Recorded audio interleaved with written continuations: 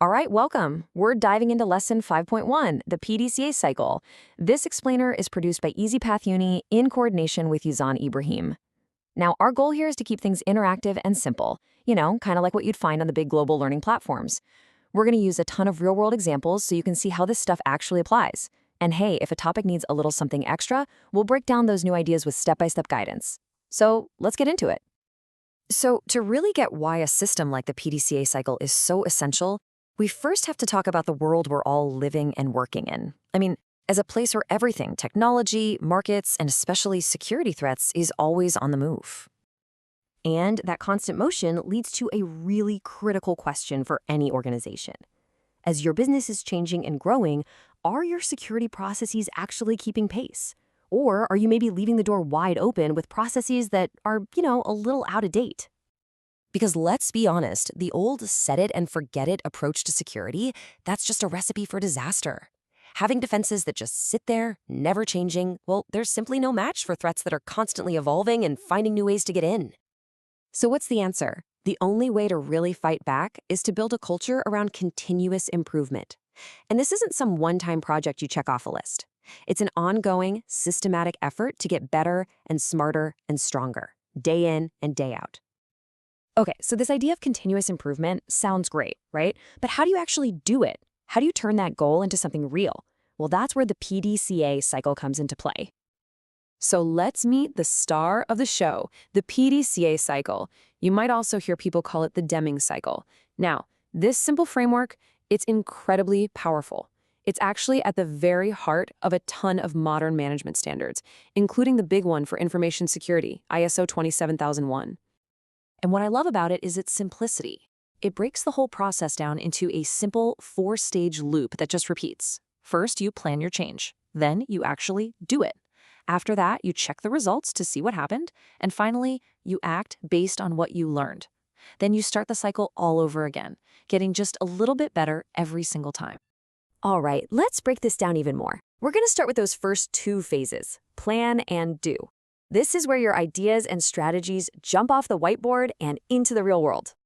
The plan phase is your foundation. You've got to get this right. We're not just making to-do lists here.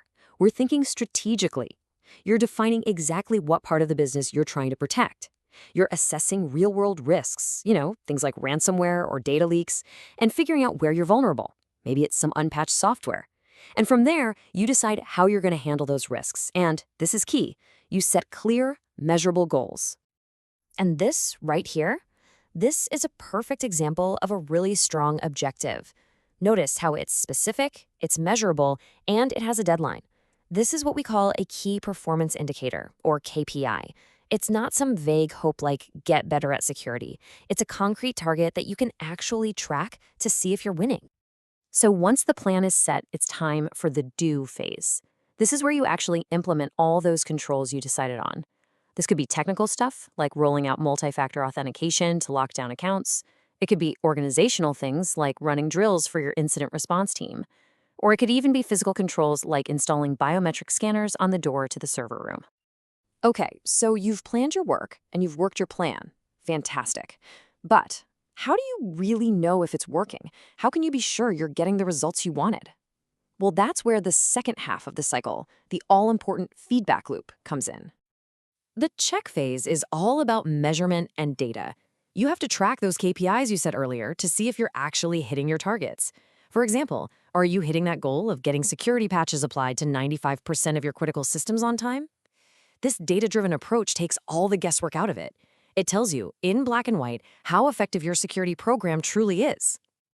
And, that data is inevitably going to bring up a tough question. What do you do when things don't go according to plan? What happens when you miss the mark, an audit finds a problem, or even worse, when a security incident actually happens for real?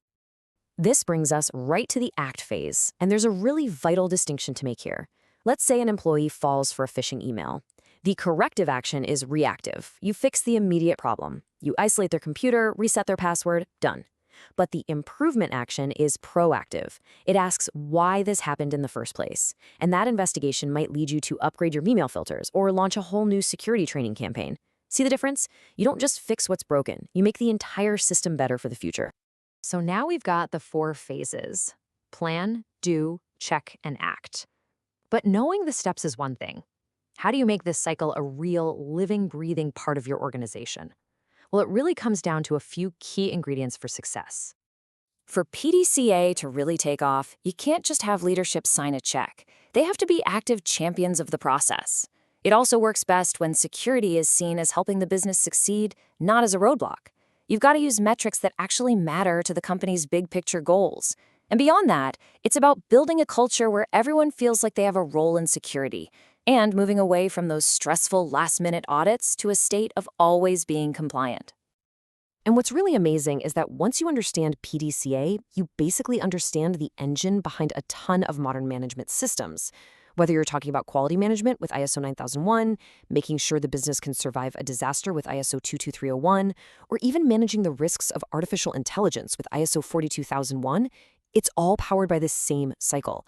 It lets you build a single integrated system that's way more efficient.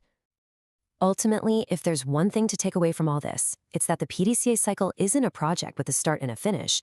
It is a continuous, never-ending journey of getting better. So the real question isn't just about understanding the framework. It's about looking at your own world and asking, where will my next improvement begin?